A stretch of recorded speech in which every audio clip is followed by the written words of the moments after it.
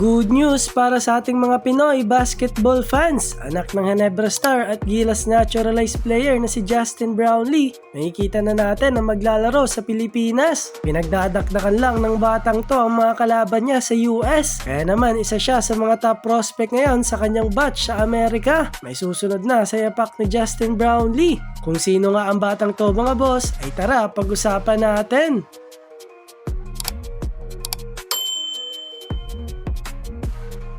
Nagawan ko na rin ang video noon ng batang to dahil nga sa Instagram story ng kanyang papa. Nakita ko nga kung gaano kalakas ang batang to kahit nasa murang edad pa lang. Nung una ko nga itong nakita ay napansin ko kaagad na pareha sila ng laruan ng kanyang papa. Napaka-athleticism ng batang to at napaka-sharp shooter na rin. Hindi nga siya mapigilan sa isang basketball league sa US. Pinagdadakdakan lang ng batang to yung mga kalaban niya sa Amerika.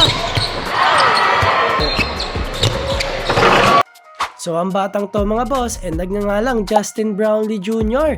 Anak ng Ginebra Star at Gilas naturalized player na si Justin Brownlee. Sa ngayon nga ay may edad itong 13 years old at nakakagulat na manatangkad na 6'5" at expected pa daw na aabot ito ng 6'8" to 6'9". Well kung totoo nga ito mga boss ay nakakagulat para sa batang tong may edad na 13 years old. So itong si Justin Brownlee Jr. mga boss ay kasalukuyang nakatira sa US kasama ang kanyang mama at doon nga siya nag-aaral. Sa murang edad nga ay nagpakita kaagad ito ng mga impressive skills. Iniiwanan lang ng batang to ang mga gustong humarang para pigilan siya. Parang naka-cheat code nga kung titingnan kasi parang nasa college level na kung maglaro itong si Justin Brownlee Jr. May mataas rin niyang vertical jump ang batang to at nagpapakita ba naman ng 200 dunk. Maihahalin tulad talaga natin to sa kanyang papa. Pareha silang dominante sa loob ng court. So maglalaro nga ito sa 14 under ng NBTC Manila Basketball League. Wala pang schedule pero ngayong 2026 ito gaganapin. Layunin ng liga na to na makita ang mga laro ng both local at Phil-Am players. Kung sino ngayong may mga potensyal